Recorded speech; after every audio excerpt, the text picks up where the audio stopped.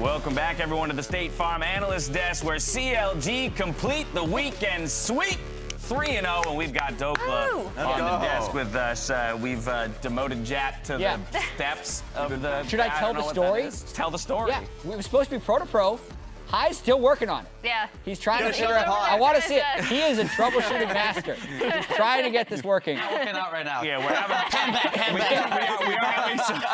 we're having some telestrator difficulties getting a few clips that High wanted to go over with Dokla ready. And so in the meantime, we figured, hey, what better time than to pick Dokla's brain around the success that CLG's been having so far. And I think it feels natural to start in the draft because so much of our conversation was about the first 2 days. Oh, the Seraphines along with the Sennas and the different approach that CLG has taken, it seems, to drafting in the meta than any other team in the LCS.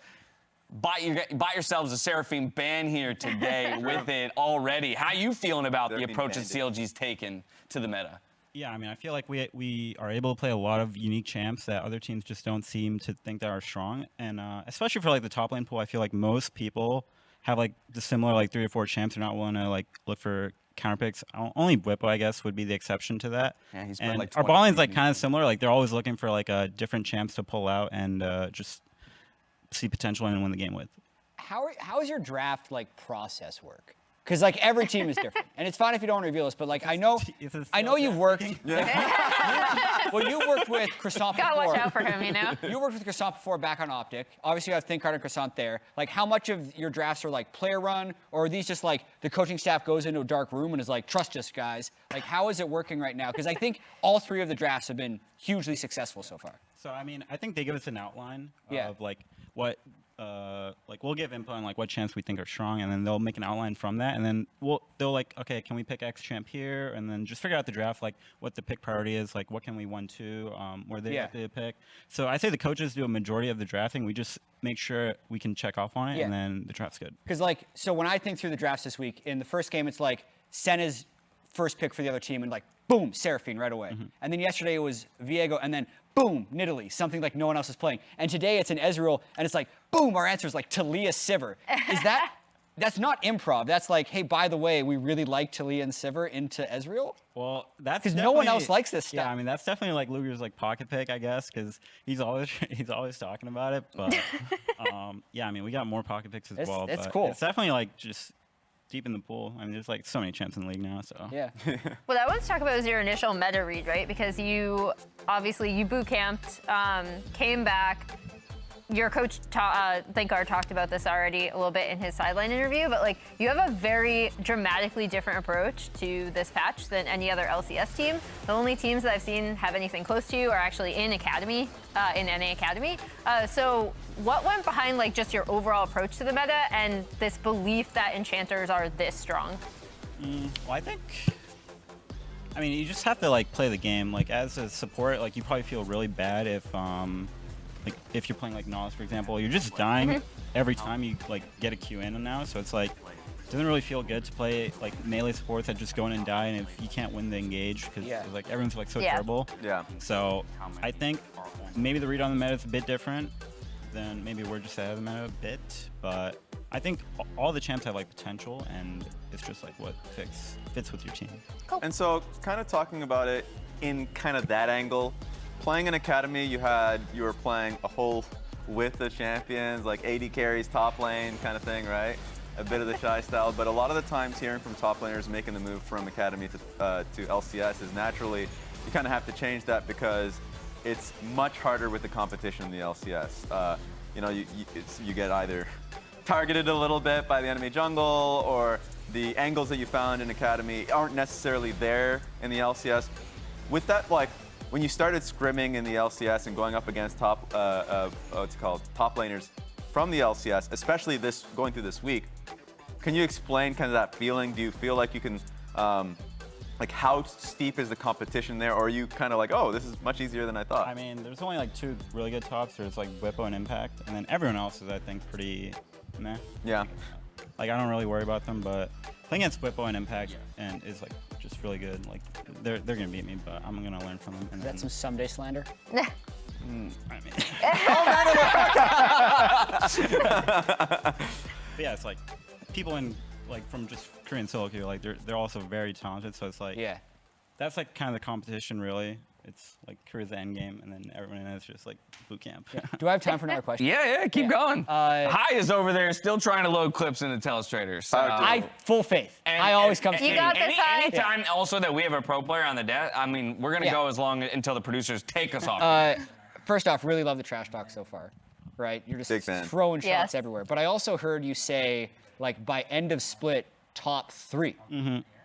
Why are you so confident? Because COG was what 6-12 in LCS, and then you're the only new that was addition. before me, but also it's like, I mean, Worlds is in NA this year. Yeah. That's just my goal. So I mean, even if, like placing top 4, top 5 won't really matter. For sure. In the grand scheme of things. So top 3 is definitely my goal. I think EG and TL are definitely like probably 1 and 2 interchangeable, and then from there it's just. More open field. Yeah, I guess just have to slot ourselves in. I mean, be competitive. Makes total sense for the confidence, but like maybe where do you think COG's made the most improvements, like outside yourself? And Hai's good to go apparently. Yeah. We'll answer this and then we'll send you over. You're pulling double duty today. I don't know, honestly. Like I'm just gonna play my game. I didn't really. Right. I'm not sure. I mean, I think we just have good players. Like. Yeah. So I'm just confident. No, That's great. Not to be, Nice. This is that simple. Fair enough. Well, from ours and Jat's hard-hitting questions over to Hai's, I think we're already at the telestrator, so we're sending Dokla over for the pro to pro. Break it down. All right, welcome. Sorry about the technical difficulties here. I gotta say, I'll take partial fault for that. But I got 4 clips for you. I'm gonna run them one by one. This first clip is just, I wanna talk to you about how you feel about the Jace and Fiora lane in general. This first clip just has LeTigress back in really early. Just tell me about how you think this lane should go, and then why do you choose to buy the longsword over the corrupting pot, which is the common option, right? So just run me through that. Yeah, I mean, so this lane is pretty hard early because Jace is like super nerfed in the early game because he's really oppressive.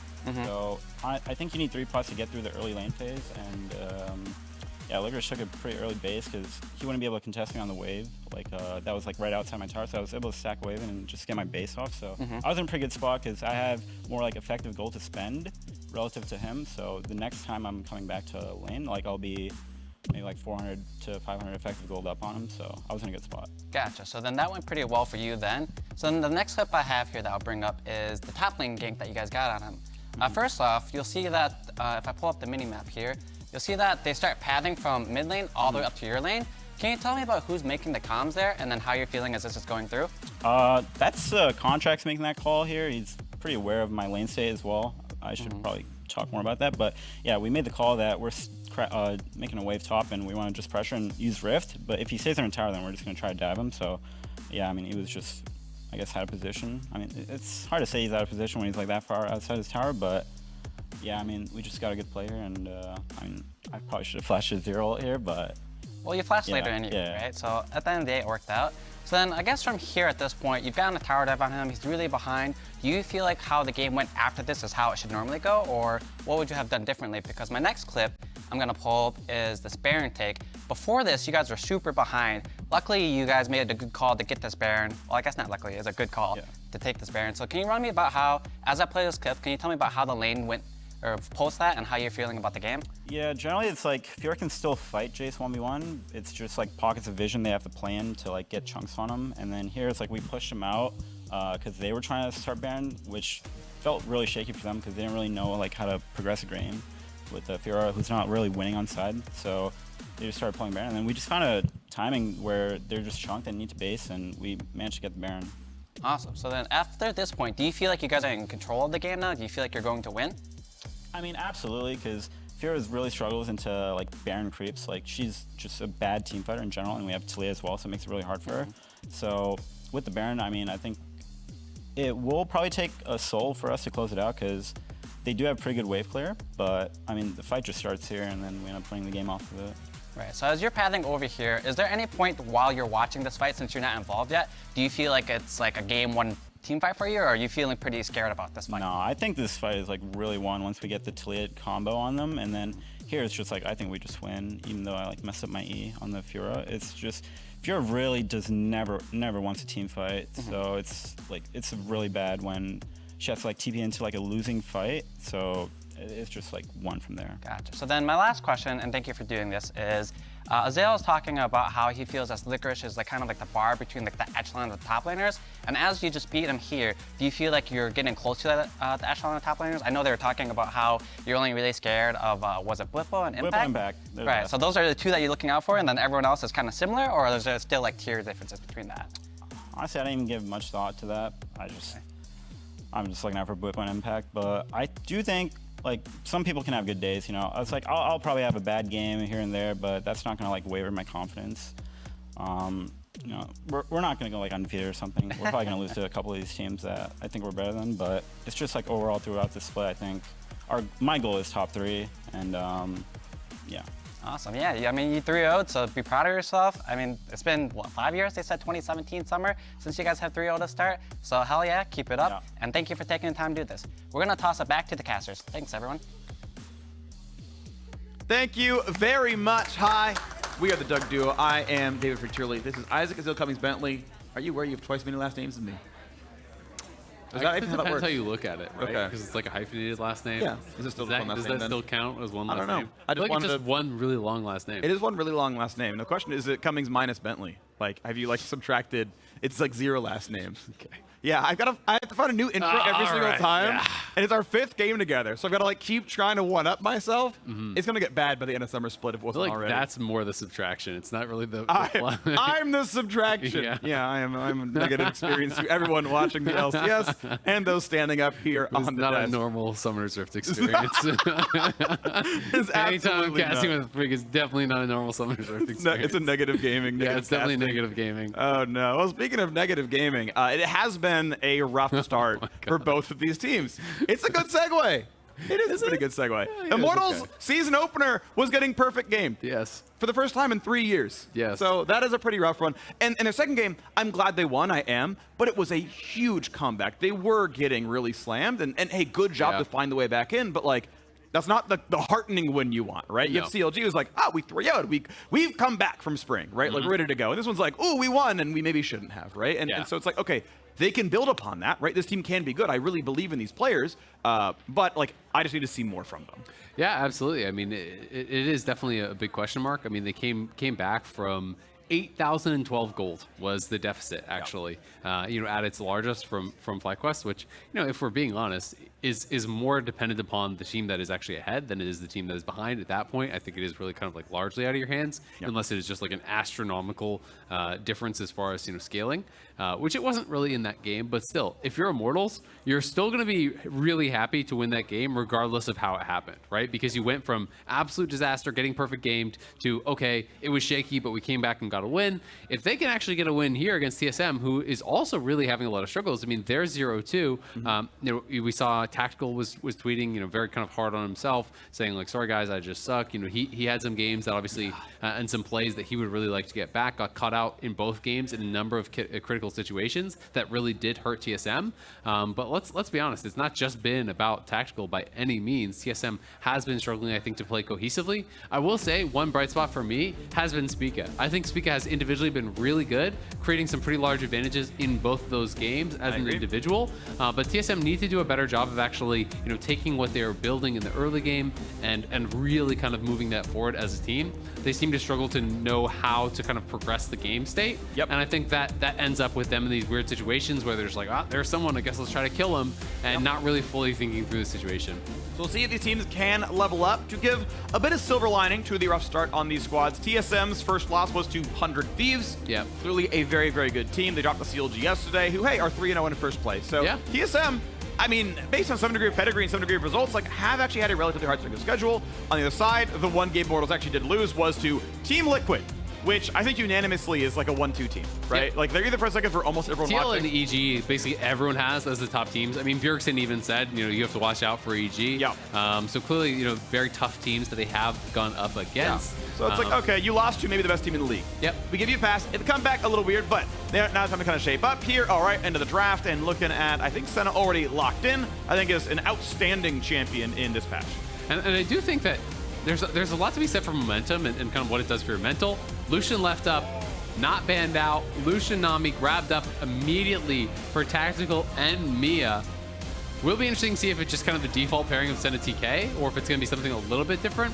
You know, generally, we've been seeing 4 AD bans like almost every game, but that was not the case in this one. Immortals going more for kind of like specific targeted champions, banning out the Azeal that's usually left up, saying, hey, that's more of a tactical special, banning out the Huni Rumble, TF for Maple. I think champions that can move around the map are Maple's best champions, because I don't think his strength is in his laning, it is in his map movement from everything I've seen. He's really good to play, you know, when he's moving around the map. Right. He did bring out the Galio yesterday. That one didn't feel that successful. In his first game, he was playing the Azir, created an enormous CS advantage over Abadaga, who has been struggling in lane, to be fair, but wasn't really able to convert on that. Right. And we're going to see what the option is now. I mean, you can just take mid lane counterpick right now and then do 5th pick top lane, and you have counterpick for both of the soul lanes, and you even had answer to bot lane because Senna was first picked. So to me, that just feels like a no-brainer, because you end up in that situation where you have essentially like all 3 lanes counterpicked, but they're putting a very high prio clearly on Viego. Yeah, okay, Wukong is S tier. Viego, the most picked champion in competitive League of Legends in Summer Split. And it is going to be still wearing that crown, broken though it may be, as the Ruin King is going to be locked in here. And I guess to continue the thought around kind of picking mid, again, I agree you totally could pick an Azir counter here. If you think there are at least 3, like, well, we'll take 2 bans, get rid of whatever you think is 1 and 2, and we're happy with number 3 in the list, and it's still going to feel good. We just really want to pinch the jungle pool down. And if they think the difference between counter A and counter C is negligible, okay, defend the draft decision, right? Yeah, no, I mean, it's totally fair. And if you're just going to play like Corki or Azir or Victor Azir or whatever and just farm anyway, like, then maybe who cares? You know, so I do think it's definitely defensible. It also, I think, largely depends on how large is the champion pool of Kenvi. If your read is that, hey, Kenvi can only play a couple of these champs, because Kenvi is going to have to adjust his playstyle, right? Like when he was coming from 100 Thieves largely played for Kenvi, and he got to play this really kind of resource-hungry playstyle. I don't think that's going to be his experience on Immortals, right? Where PowerOfEvil is not the guy to kind of sacrifice his lane to play for jungle. He's more going to prioritize his farm. He wants to be that big teamfight carry later on.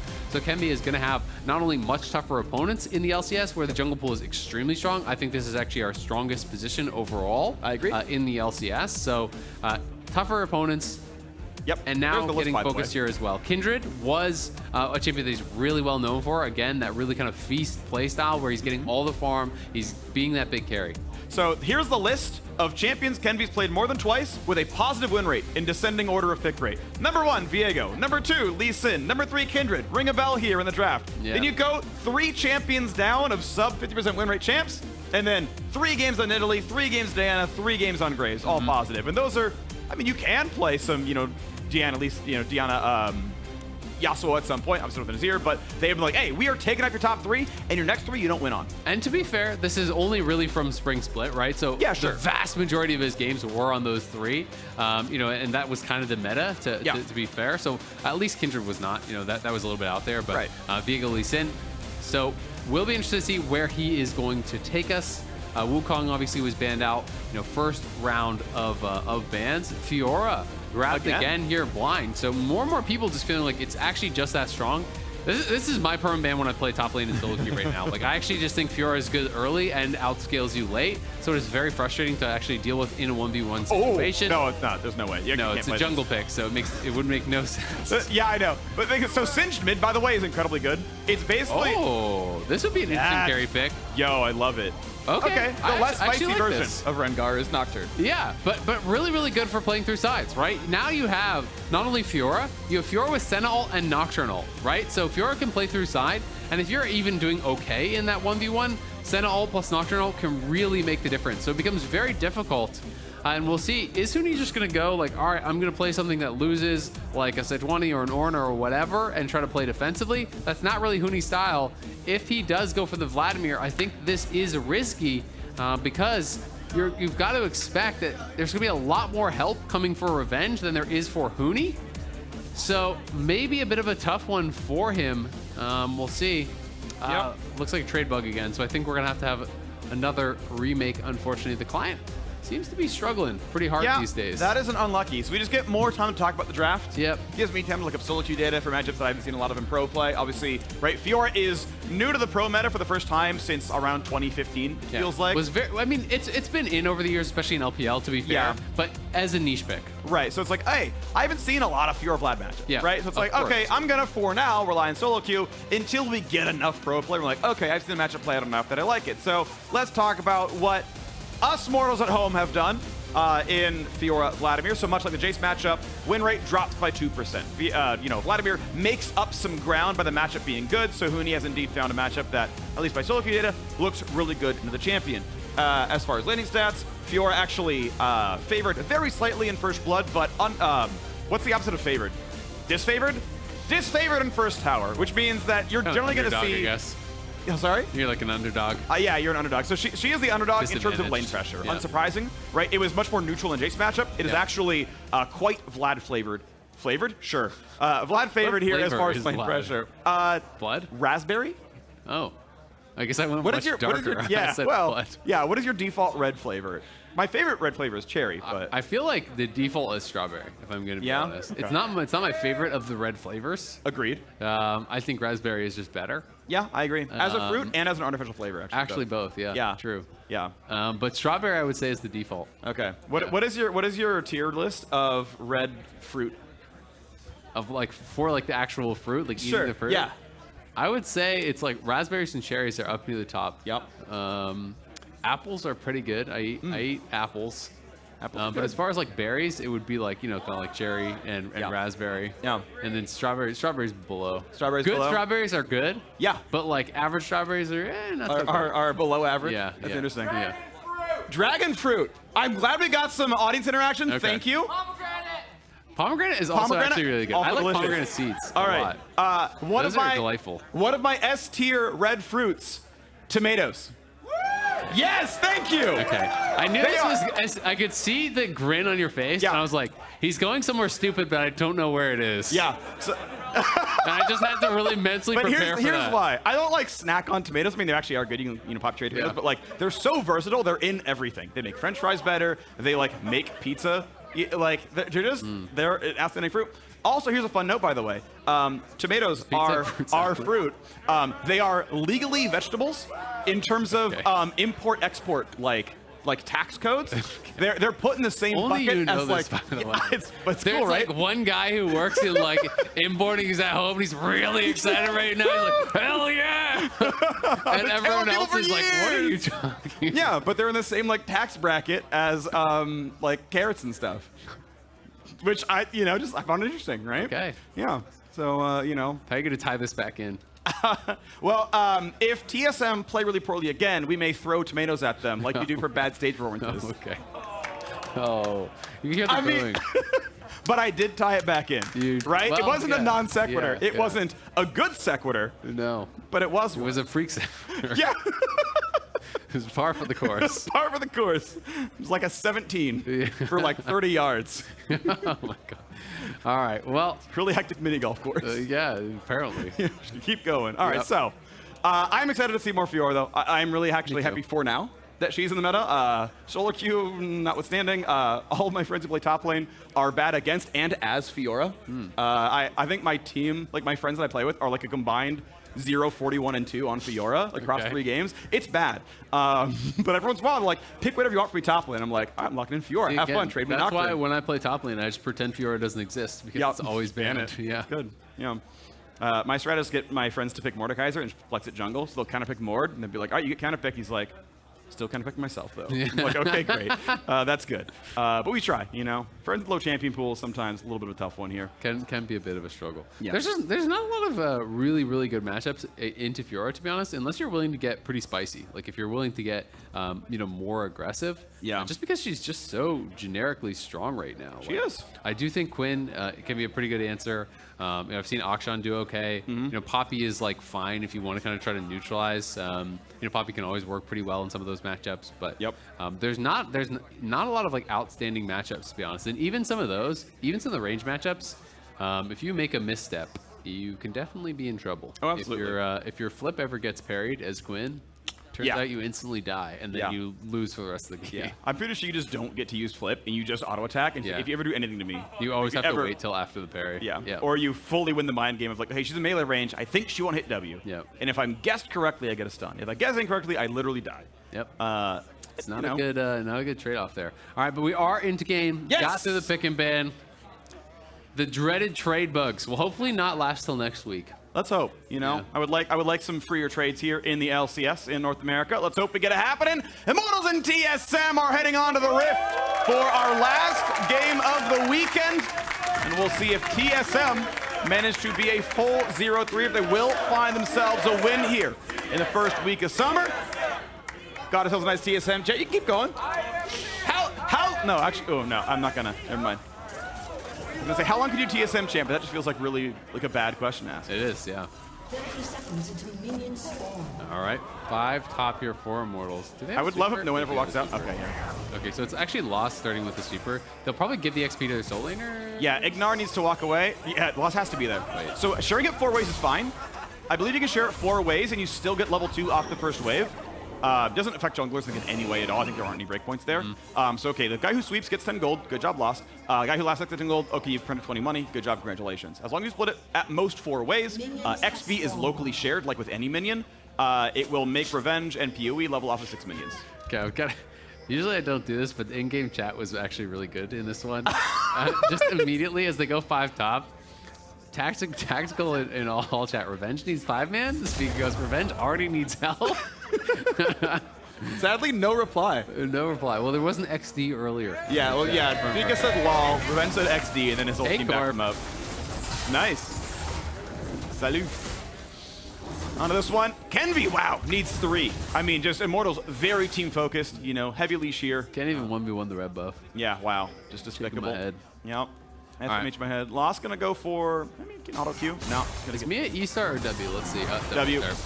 E-Star can be pretty nice. If you go E-Star on both, and then you just E the Lucian level 1, and you just kind of auto E in, and then auto, you proc PTA, you proc Electrocute. Can be quite nice. Gonna be interested to see how this one goes. Generally, if you're playing Fiora into Vlad, and really all the melee champions into Vlad, you need to be kind of on Vlad's face aggressively, especially in the early levels when his cooldowns are very long. Anytime he uses Q, he doesn't have any spells for quite some time, so you want to try to get those aggressive trades. And on the Vlad side, you're really just looking to kind of trade around your spell cooldowns.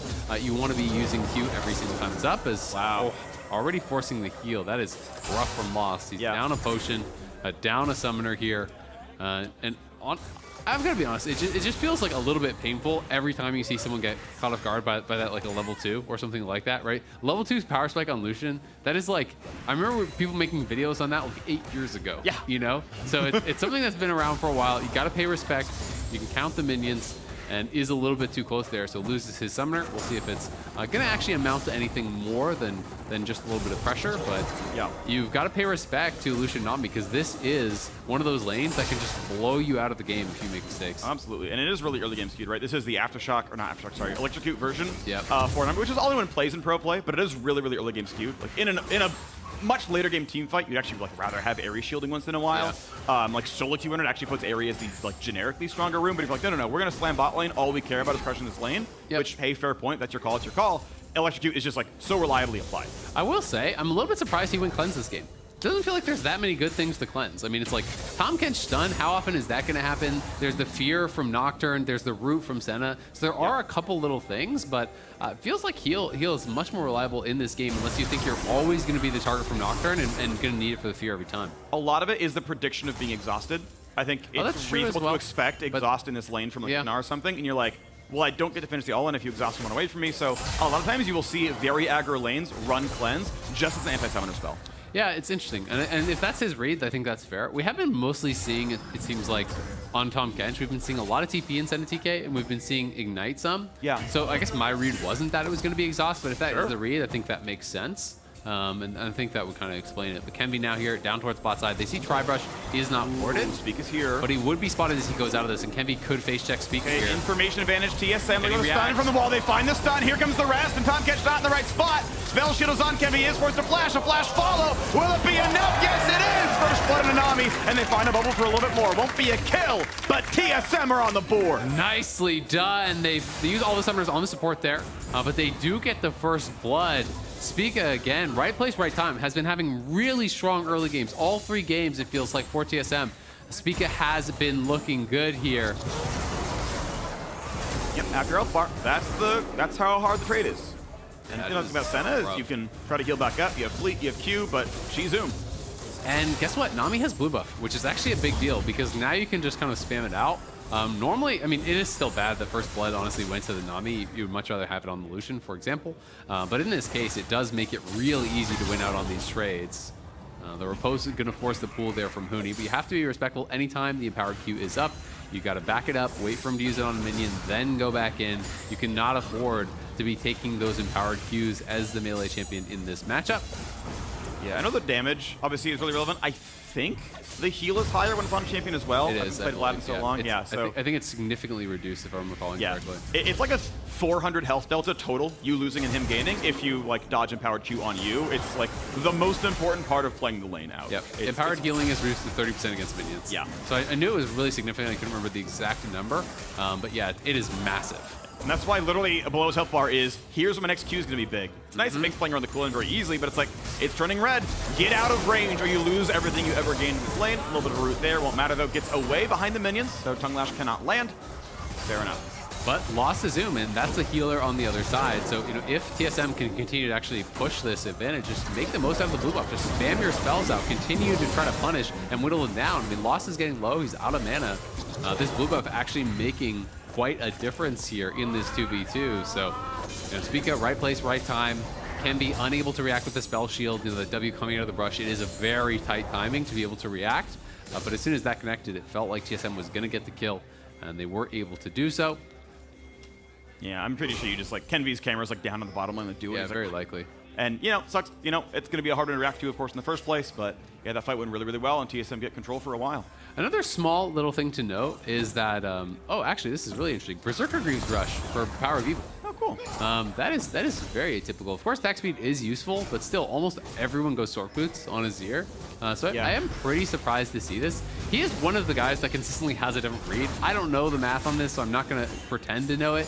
If you think you're going to be able to sit and auto attack constantly, then I think it makes some sense.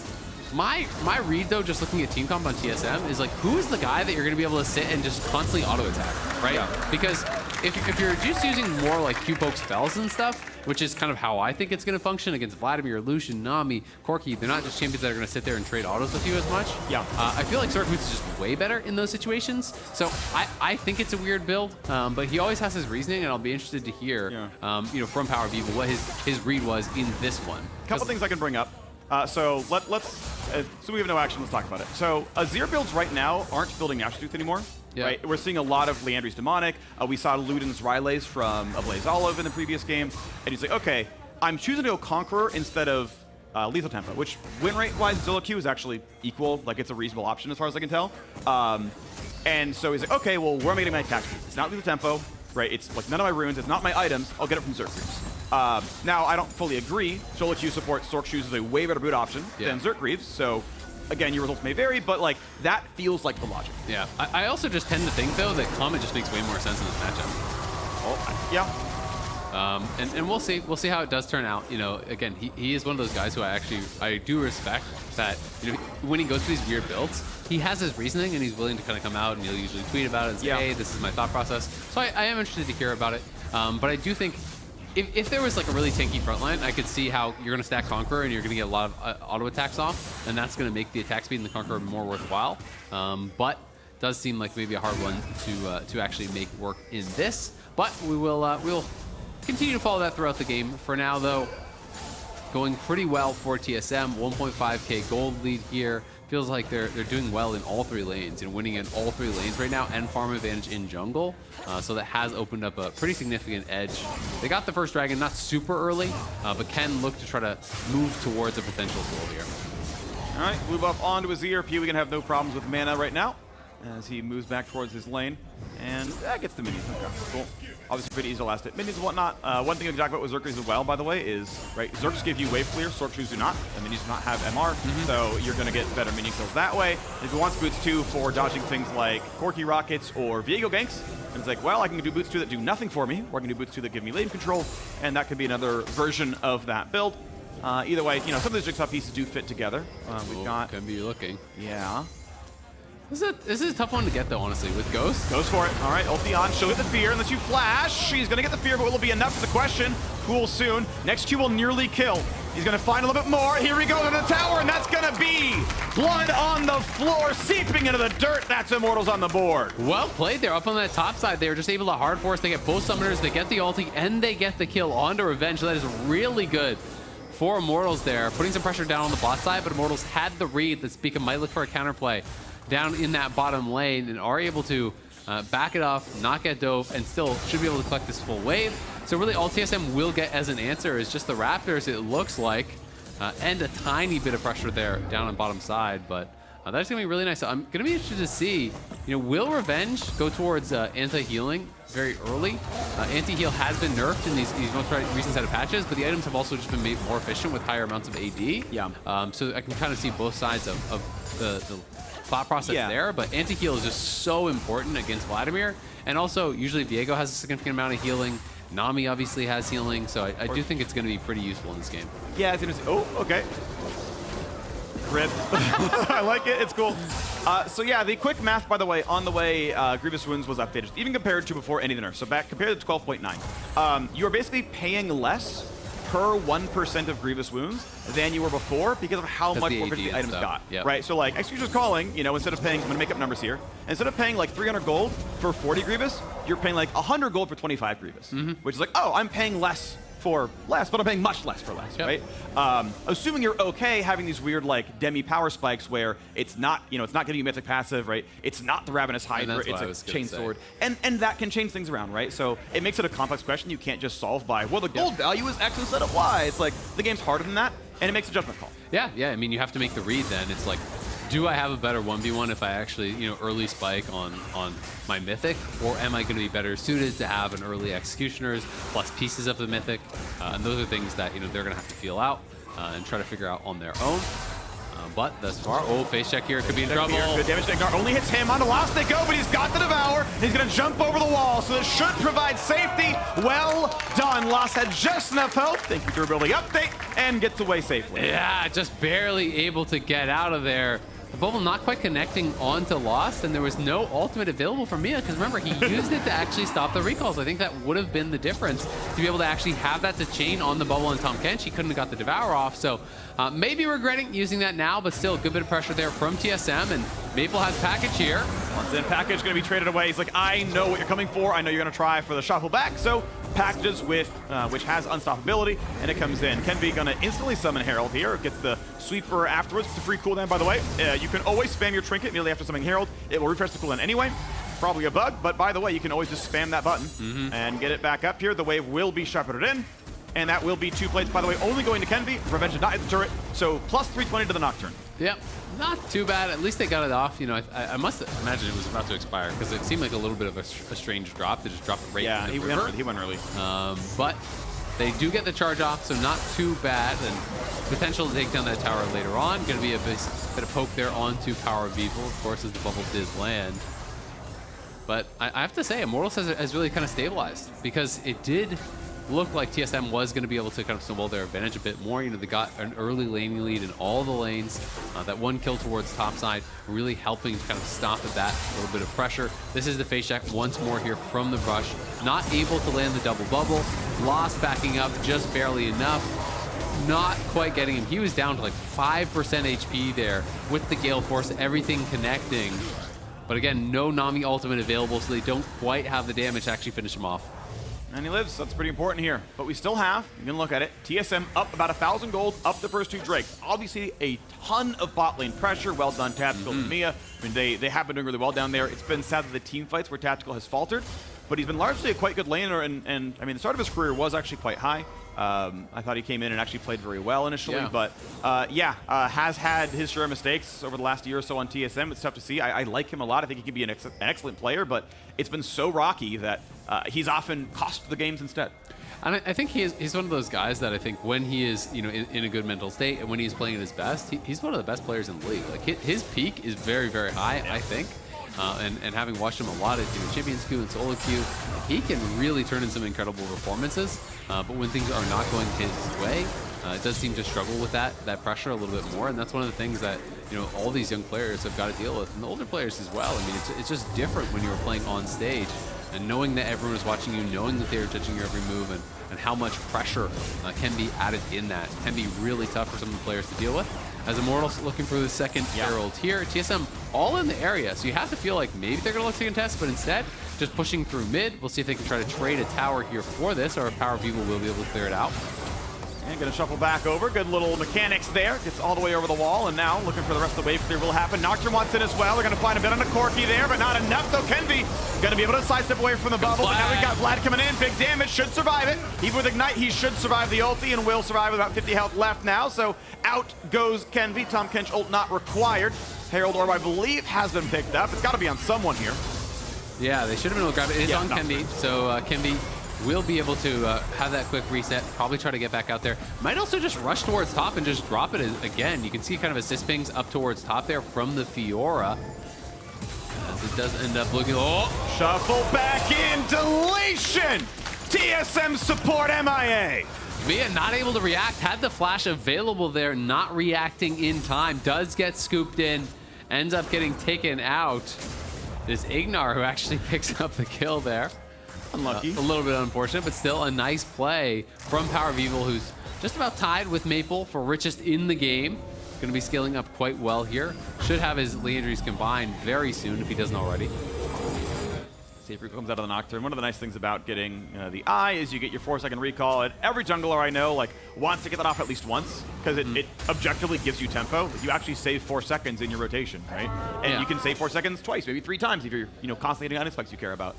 So it does feel good to get to use at least once. But yeah, gonna look for some point here. Top lane tower is a charge away from dead. That would be 650 gold earned as long as you can gain the local gold, 500 plus the 150 first turret gold. So that's the hope. Love to see this, by the way. Lost trying to be near the jungler. Worth noting, big jungle monsters always drop a soul. So big Krug, big Raptor, big Wolf, right? You're always getting one, and then it's... Sometimes you just hit the lotto. And then, sometimes you get the lotto. I think it's the minion spawn rate, the generic minion spawn rate for all the little ones. So it's 1 in 6, roughly. Yeah. For everything else, you're like, hey, if I get lucky, I'm getting 4 souls off of Krugs. If I'm unlucky, I get literally 1. Yeah, but it can be really, really nice. I mean, if you can time your movements around the map, you're not farming, right? We'll be able to grab first tower top. No one's there to answer. So this is really nice. Solo gold there. And what is that Herald drop? Those both his Heralds over the wall, I think. Really, really weird. I think he wanted it over the wall and didn't get it over the wall to come into mid. But he is in mid. Okay, then. So he spawned it over the wall towards blue buff. He wanted to delay until he could clear the wave first. I don't know. And then join the team. Okay. It actually times up, to be honest, with dragons spawning, the wave being cleared, and that will be a charge. Benefit of the doubt is actually might have been a 5-head Herald summon. Yeah. Or it was weird. Very close to not actually getting the charge. I know. There, so it did make me a little bit nervous. Either way, gets the charge, so not a big deal. Solo gold first tower up there for revenge is going to be really, really nice. TP flank though coming in here from Maple. Have to think he has package with this TP angle. He does. Slidle hits, I think, only 1 right now. IgNar going to be a big threat. Great package though, and will that be everyone dying? Azir solo kills on a tactical with every summoner available. 2-1 so far. Maple flashing to safety, no one dead else. But we got some reinforcements coming around. And Spica was temporarily Senna, tries to get his team some healing. And then 3v4, Kenvi just saying, you know what, mid lane it is. So TSM looking to say, yes indeed, 3 Drakes in a row. TSM, though down in gold, may not even lose their mid tower. So TSM, yeah, they lost one more champion, but that feels good to be on Soul Point. Yeah, absolutely. You're going to be really happy about that, especially with the fact that Tactical died, no summoner usage. Getting killed off there very, very quickly. And you had to think the fight could have gone really bad for them after that. Huni also didn't have any summoners available, and they still won that fight with one of your bot carries going down in a hurry. Maple did a really good job in this one, though. Got a lot of damage out, it felt, coming from that backside. Huni comes in, tries to enter. Azir is just roasting him. The package tags 3 members and gets a lot of damage out, but then PowerOfEvil straight into the back, absolutely deletes Tactical. Mia down in a hurry there as well. But Spica, Maple, and Huni, that top side of the map, playing really well in the team fight. Yeah. Woo! Already one down. Good kill back on the board for Tactical. Even through the Senna ulti, not going to be a problem here. Needs to run away. And as we now look for the red buff, I do want to talk about something with Tactical in the previous fight. If we get a second, looks like we have stopped for a minute. So actually, I don't think it's Tactical's fault. He died, there were summoners up. So he E'd backwards as soon as PoE shows up. PoE preemptively flash ulted, expecting to need the extra distance. That's a good flash by PoE, but I don't know if you should expect him to flash shuffle you when he started on top. So I think that's a defensible hold of flash. Once the flash happened, it was already too late. There's no way for human to react to that one. So I think that is actually a defensible death where he did E on time, but PoE was a step ahead. Yeah, totally fair. Well played there by PoE. TSM, though, on the push. They do get a kill towards the top side. Just out of the side. Yeah, Tactical this time steps it away, holds his flash correctly, just walks away. Yeah, barely able to sidestep that one. That's got to be frustrating for PoE. I'm sure he thought he had at least a summoner, if not a kill there. Well played by Tactical. Does survive it. Again, TSM on sole point here. Such a big team fight win in the last one. Kenvi. Oh.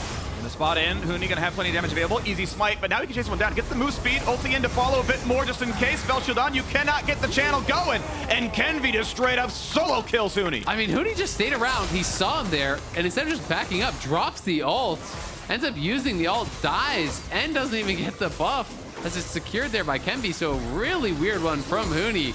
Getting it punished pretty heavily there by Kenvi. Will they try to get more from this? Did they try to go over towards Baron or something like that? They do have Azir. It would be risky, of course. And it will just be pushing out a wave. So it's going to be 1 kill for the Nocturne ulti. Not that big of a deal. But Huni has got to pay respect to this Nocturne, who is relatively strong. PoE, of course, now does as well. The problem is, yeah, Huni doesn't have flash, so he can never reliably break the chain. There's obviously literally no way for him to get away from that one. Easy grab now onto PowerOfEvil. Tidal wave is there. He's got no way out. And the ult to claim the kill at the very end. Spica once again finds it 2-0, taking the Azir and demolishing the kingdom that PowerOfEvil built. Nicely played. Another kill there on that top side for TSM. Tactical and Spica going to join up to actually knock down that tower. And you can see Anathema's chains completed there for Kenvi. A little bit of an interesting choice because there's so many DPS threats. Doesn't feel like there's one kind of clear person you have to shut down. Yeah. My assumption is that he's going to be linking up to Maple, but we'll see who he actually does end up connecting with there. And it is, in fact, Maple. So Anathema's chains connected on him. The tenacity reduction is very nice. We'll see if he can actually land a fear onto Maple and make use of that. Yeah, don't love it, though, honestly. I feel like there are... Like, Steric's Gauge, by the way, actually got buffed. And is from what I can tell, limited data because no one's buying it yet. Actually a very defensible option if you're building a health mythic such as Stridebreaker. So actually is a pretty performant, durable second item. I also think, with double AP soul laners and a non-insignificant amount of magic damage coming from Nami, you can just go like Force of Nature or something, right? Like, I think that can actually be pretty strong as well. But either way, it's neither hero there as he has gone a different option. I generally just feel like Anathema's is really strong if there's like one person who's putting out most of the damage on kind of like, more teams with like multiple tanks and things like that. Whereas TSM do have a lot of threats. Yep, Vlad, Lucian, and Viego all are just going to bypass that. You can mark them for anything, and you got a bit of bonus health, but not enough. So, whatever. Going to move on for now, though. Obviously, he wants his fear to last longer, but I know that's like the intended synergy, right? Is, I'm guaranteed to land a fear on most of you, so... but not on Corki. Well, we'll find out. I mean, if he can get that big fear on Corki, maybe that's kind of the difference maker. And that's what I like to track, try to think about, okay, why did they build this item and then see if it is really working out. It's all down, it feels like, to this fight here, though. 20 seconds until Soul potentially for TSM. Can Immortals actually win a fight? Take away that chance of the very early Soul. TSM already up 1.5k gold. So if they do get this one, it's going to be a really big deal. And package plus DP available again. Gonna look good. Even a Ward and Tribush should know that all of Immortals are down there. And that means they get all of the control. This should be pretty reliable now. This is the kind of fight that you look like you want. Immortals going back on the other side. Spot the Ward, kills it with W, nicely done Tactical. And now the Dragon is up. Winner of Smite. If it's TSM, they get Soul. If it's Immortals, they get Breathing Room. And not much more. Summoners, well, Summons coming up. Nice poke actually down there. Good rockets out of Maple. Vlad marked by Revenge. Maybe the best we can get out of the Fiora. Jumps over the wall, wants to get in here. Good ulti. But a tactical push of PoE out of 500 HP. Huni might want this, but Revenge is marking him. This looks pretty reliable, honestly. When does Nocturne come in? And it's going to be the smite coming through. So claimed by Immortals, but will it be enough? A stopwatch. Will it time out the ulti? Revenge wants the solo. Can't quite get it. And there we go. Follows him down. And now one traded back by Lucian, going in for a bit more, but Revenge is down. And we're going to have Tactical finding his. Azir gets one on the board now as well, and PoE playing the back lane goes to me, but the shots are going to land, and PoE will drop, and now only IgNar is left alive. Spica is up. 3 members of TSM are up, and Baron is in their sights. Immortals get the dragon, but TSM crush the fight and are going to get a Baron off the back of this. A massive swing of gold here, so you can watch this one more time. I mean, Revenge really doing a good job winning out on this bottom side of that fight. But at the top, Maple really good positioning. Look at these rockets over the edge. They're chunking down PowerOfEvil incredibly low. And with PoE low, it's very difficult for them to enter. The Nocturne ulti gets popped as we're back to live. Oh my Baron god. killed Lucian and nearly killed Maple. Spica has enough there. They didn't have smite, and Okay, that got dicey. that did get dicey. That got actually really dicey. As, oh my, man. All of them just took 1 million damage. Spica doesn't have ult, actually. Oh, he's actually gonna die to the top. I wonder if he can lifesteal tank IgNar. Okay, not gonna kill him, yep. All right, so 2 Baron buffs unclaimed. I'm not even sure if everyone else had spawned in I time. think So. Mia would have been back up, so they should have 3, right? Yeah, they should have 3, so they do. 2 Baron buffs gone, I should say, with Tactical being dropped and obviously Spica being killed. Still the right play. Not much more to say. Yeah, it's a bit of a weird one. I just thought they were going to get an easy Baron take, so I wasn't really paying much attention to it. I was kind of just watching the replay. But a couple do go down. So for now, the Baron buff not really getting them any sort of an advantage, as there was the shutdown going over there to Kenvi. We'll see, if Immortals can continue to kind of battle back here, as they are pretty far down now in gold. Plus soul point will remain for TSM, despite the heroic steal there from Kenvi. PowerOfEvil is getting to a really strong part of the game. He almost has his death cap. That is going to be a very big spike for the Azir. Pit stopped for the Verdant Barrier, part of the Banshee's Veil. Just feeling like it's mostly going to be magic damage that's dealt to him. I think in general the like actual Banshee's Veil shield is pretty useless against Corki and those types of champions who have spammable ways to actually pop it off. But the MR is pretty nice. Yeah, I remember doing the math a while ago on Verdant Barrier. The item itself, even when fully stacked, is like not very efficient. Barely gold efficient. Like a no magic mantle is as efficient as upgrading Verdant Barrier, and at that point, finish the death cap probably. It's one of the unfortunate things about playing by feel is you're like, oh well, I think I want an MR item, but like the item's not actually good. Yeah, and it's one of those things that got nerfed quite a while ago, because there was a meta for a while where like everyone went Verdant Barrier first item in every single matchup. So it got nerfed very heavily until the combine, so more of the MR and Power Cone was put into the combine, which is why I do think Banshee's Veil is being overbought, but Kenvi in the 1v2. Yeah, pretty big stuff right now. Kenvi going to be quite low, down to 500 health. We're just going to come around and they get the kill. Thank you very much. Easy walk away for Spica. He has built pretty much full tank Kraken into Deadman's into the beginning of Force of Nature. Meanwhile, bot lane going down. PoE gets a couple of turrets. Okay, congratulations. However, the bottom inhibitor is down. The Rebel Baron power play only 1,000 for TSM, as they have been getting cross map. Objectives have been traded back and forth, but TSM still looking quite comfortable. Yeah, it's interesting for PoE. I think the read was he needed a death cap combined, so he didn't actually want to look to fight. So he does have that death cap now. Got some gold for himself in that top lane. Out there, split pushing on the Azir. They do lose the 1 inhib, but not going to lose mid lane inhib as well, so it's not that bad. And it's going to be all about now this next big fight once again around the dragon. If TSM get it, I think that really will secure them enough of an advantage to close this one out. I think so. 4,000 gold already feels amazing. You double it with a soul, basically. You want to kind of judge the scoreboard a little bit here. Onto our second item here for Mia as well, towards what's often redemption. I don't remember the exact build path, but something supportive regardless is coming through. Doesn't look like a any one of the offensive ones. It's probably yeah. So I know if you're doing the staff flowing water or the sentinels have 8 sort of AP on them. So yeah, one of the more defensive ones, which is totally fine. I think your team has plenty of damage anyway. After not quite able to kill that ward, but we have Dragon up in 40 seconds. Kenvi got the smite last time, but TSM won the actual team fight. The gold even more stacked in their favor, even more likely to be TSM's. Maybe we get some heroics out of Immortals. We've got Huni walking over to the flank, but he will walk through a ward if he does so. Revenge wants to stay on the side as well, and sadly has not had time to split push. He's been stuck team fighting. Marking the Vlad has been fine, but the other 4v4 still looked good for TSM. They've been ahead enough in gold. And a lot of it has been about the poke, right? They have got to find a fight, I think, before they get poked down from Corki.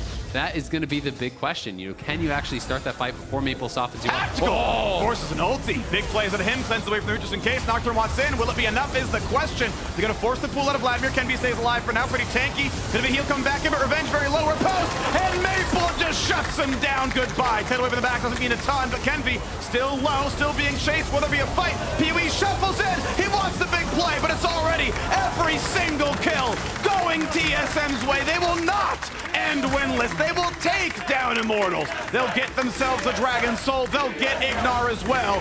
TSM champs are back in the LCS arena, and TSM are back with a win in the scoreboard. Nicely done. TSM cleaned him up at the Dragon. They're going to push for the win here. Maple massive in that fight, and Tactical forcing out the early ult there from IgNar, making such a difference. TSM ending the week on a high note. On the board here, under 30 minutes. Those who stuck around to finally get and see TSM get their first win are rewarded for your belief. TSM on the board with one. They do not even drop a champion. It's a barrier. Maple gets his first win in the LCS. Nicely done. Great to see a strong performance there from TSM. Tactical having a really good game, I think, overall. You know, the Nami Lucian combo working well for them. Maple as well around those dragons, just landing so much poke. It does feel like Corki has been super effective in the LCS when it has been coming out. We've seen a lot of strong performances there from the champion. You know, Immortals just not able to really get organized for that kind of in-sync engage. You know, we saw them really off kilter a lot of these times. TSM positioning well, not giving them the opening to find those engages, and Maple kind of poking them out before they could really go in. When you look at that final fight, you know, Kenvi taking the ult in, but PowerOfEvil is a screen or two behind him. The team was not really all there on the same page, not coordinated as they went for it, and as a result, TSM crushed them in that final fight. Yeah, it was a rough look right there. Well done though, TSM. A lot of control. I mean, bot lane looked really good. Narrowly missed a kill once in a while, but they had control the whole way through. They stacked the first 3 dragons with basically no contest. We've seen that get dicey, sure, sometimes, but it does seem like a lot of these teams have a read of a high-pressure bot lane going for Dragon Stack. Yeah. Not every team does. CLG over in 3-0 are actually playing weak side bot lane, but and that's fun because you're going to see these clash of styles more and more over the course of time. But TSM are like, no, we do want pressure in the bot lane. We are going Dragon Stacking, and once in a while we'll look at Huni, sure, but you know, we're kind of chilling for the most of this one. And in this case, it worked out.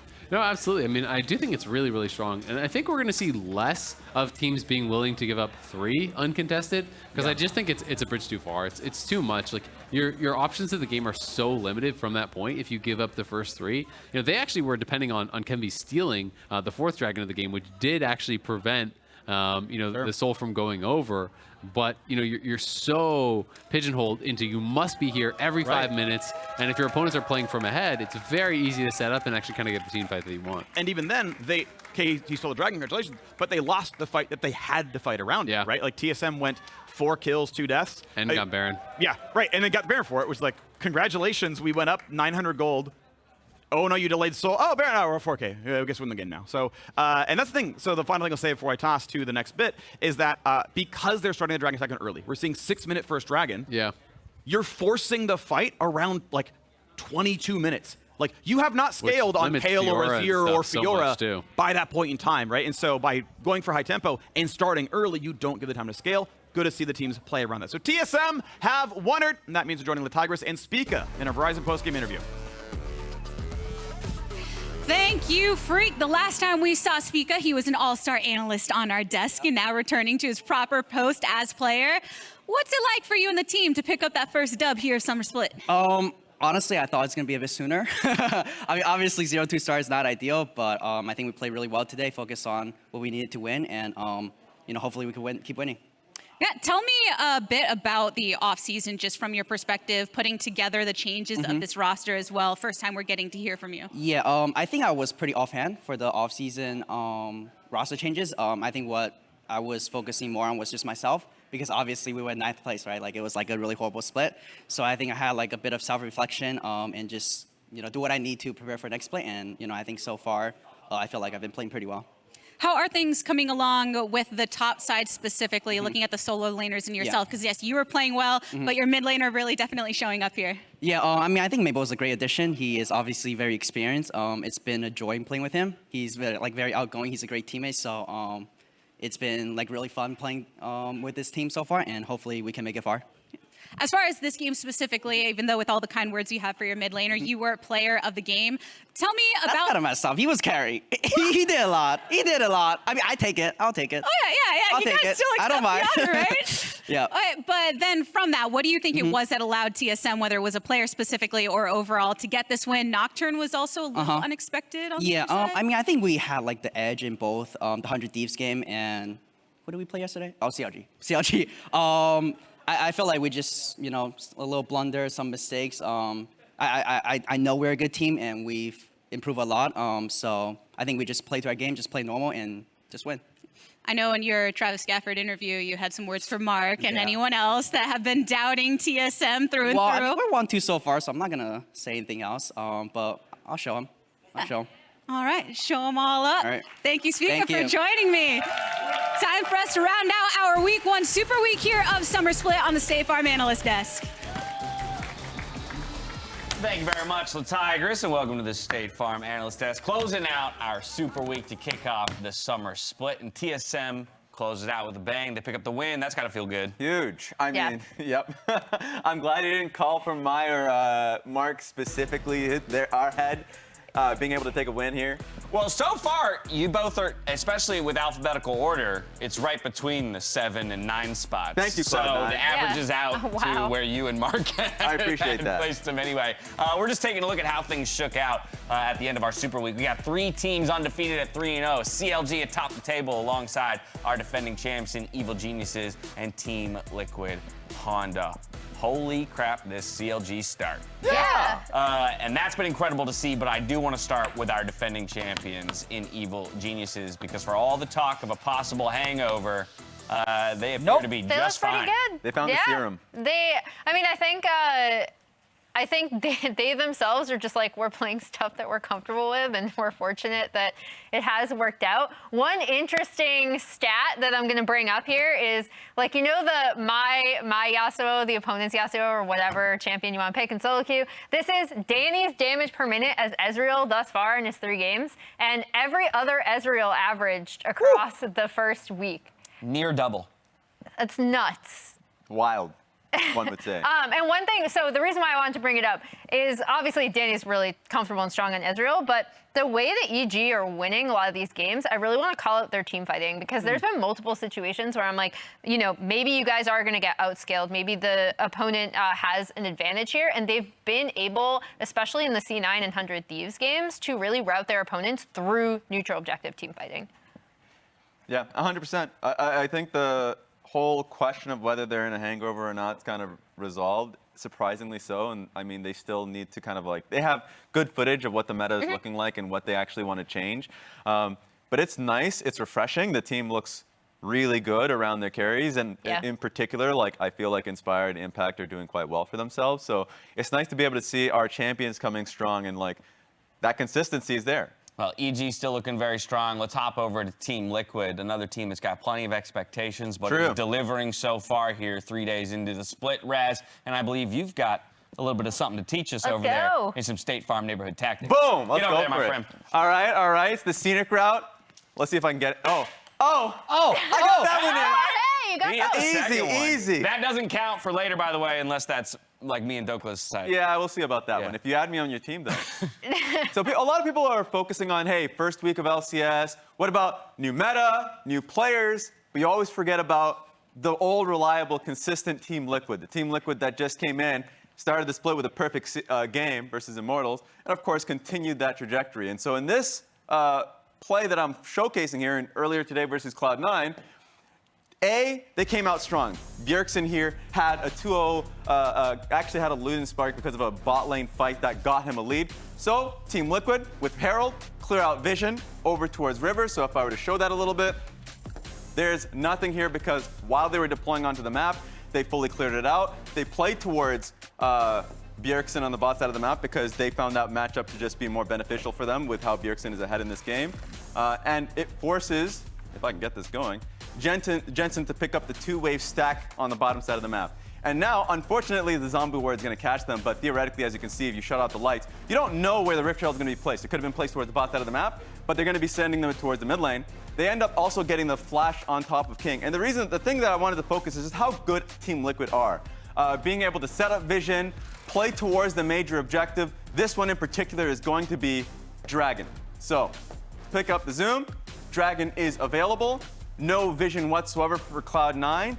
Base from Corki because he ends up picking up package. So they actually think they're strong enough. And that's where I kind of, tend to differ here. You have a Yuumi, Twitch, Corki, you scale better, but at this point of the game, especially with the setup advantage there from Team Liquid, it's incredibly strong. So right before vision clocks out, you see Bjergsen, who's going to be on this angle, Hans Sama, who's, by the way, pushing up far in the mid lane just to chip at Vladimir to make it harder and harder for them to contest, because if the person who's going to be face checking is going to be the tankier Vladimir. Nice bit of damage from Bwipo, and now you're in a really tough position if you're Cloud9, because at the end of the day, you can't just push through mid. Bwipo's going to be able to stop you from looking for mid lane turret, and you're going to be getting a flank from 4 members here from Team Liquid. The other option is, and this is what they end up choosing, pushing on ahead and contesting this Drake. The first person they're going to be able to see is Hans Sama and Santorin. You don't want to go into the Wukong with Clone. They're going to go in for Hans Sama, who has Blink and Flash. They recognize it. The hard force comes out from Blabber. An easy flash there from Hans Sama to get out of harm's way. And it's just such a losing position. And all of this is granted by the setup that they had, the vision control that they had. And it's understanding the full confidence from Team Liquid that this is an easy overreach from Cloud9 to even fight for this, recognizing Cloud9 should have just given this one up and kind of banked on their scaling. So, Confetti, not the fudge. Not the fudge. To Team Liquid. To Team Liquid, because they're the ones that end up winning the game off of that play. And it's now kind of an extra piece of footage for other teams to look back on and be like, oh, this is the team we still have to fear for. Unfortunate confetti cannon placement. Unfortunate. We'll work on the telestrator mechanics at a later date. Thank you. But I love seeing the minutes of setup. It's so easy, right, to look at the play, and that absolutely, in the moment, we watch that, it's over. There it is, boom. Team Liquid has won the game, and C9 threw everything they had at what they felt was their last shot. But getting that perspective of what happened in the 2 minutes prior, to make that decision, basically for Cloud9, or put them in a position to have to make that decision, it's so cool. Yeah, I think Core JJ and Santorin work very well together in doing that in a number of games. So I'm glad you highlighted that one. Just their experience in making it seem like the other team doesn't have choices. I do have one question for you. Okay. I noticed when you're circling the dragon. Yes. You decided to use the circle tool. Exactly. Why did you not draw a circle around it manually? I'm not an artist. You could probably draw a perfect circle. I can't do that. It would be a blob at best. Why does it have to be perfect? Yeah. It just, it doesn't. And what if you want to circle twice? First of all, then no one's making the case that it has to be perfect. Okay. It just needs to be less imperfect than your approach. That's the case I'm making. We can circle it once. I think it's a messy circle. Just don't circle it 7 times. The point's been made. What if it needs to be made 7 times? I'm just saying. It's emphasis. He's really making the point. I hate this. Let's emphasize some star players from the day with our POG leaderboard, or rather, of the day, rather. So we got Sunday, game number 1. Joe, much better spread. Oh, no. Oh, it's still kind of a mid-lane mid laners again. Wow, mid laners really showing up here in Summer Split. Sunday, first day mid laners, second day tops. Spica, though, sneaking in there for the junglers at the end of the day. He said he'd take it even after he basically said he should have given it to Maple, which would have been another mid laner. Yeah, that's hilarious. That's hilarious. It was split, so it was split between him and Maple. Spica ended up winning it out, and honestly, he had a phenomenal week as a whole. Yeah. Yes. So, congratulations to him in particular. That seems like he was focusing on his individual play in the offseason, and it seems like it's coming out in flowers. And we were wondering, especially after that first game, because him and Maple seem to be working super well together already. Yeah. He highlighted in the interview, he's like, I actually really enjoy playing with Maple, so that's already a huge step in the right direction for TSM, I think. Well, those are the individual honors earners from the day. Now it's time to award our first MasterCard Player of the Week here in Summer, and today that honor belongs to EG's Inspired. Woo! So it is a jungler who will reign supreme at the end of the week. OP roll. but 100% for player. Inspired, exactly. Coming off of an incredible individual performance in MSI and just being on fire, especially in that matchup versus Closer in the 100 Thieves game. I felt like they had a decently difficult week, and he was a huge building block. Him and Vulcan performed exceptionally in team fights, and so here are his honors. Yeah, I think this player of the week could have gone in a lot of different directions. Having three 3-0 teams, I think, is very uncommon when you have this type of starting week. But definitely, there was a surprise factor of EG being so effective, especially like when we talked about this before. When you are the defending champs, League Ops usually just throws you against a bunch of good teams right off the bat while you might be a little rusty. So really big performance, and Inspired was a huge part of it. Very, very cool to see. Now it's time to pull up our Samsung SSD Fast 5 for the week, tracking. Bring them up. Some interesting statistics for each of our lanes. Yeah, the big dokes up there. Top of the 100 CS. Same with top Palafox. laners. And Palafox with a lightning fast mythic item completion. What do we make of some of this? Any of this? I mean, just Dokla coming back into LCS and having a really great start. I think like he is one of the reasons I think that CLG can now be super flexible in their drafting, which is very, very cool because he plays so many carries in the top lane, is willing to go for counter matchups.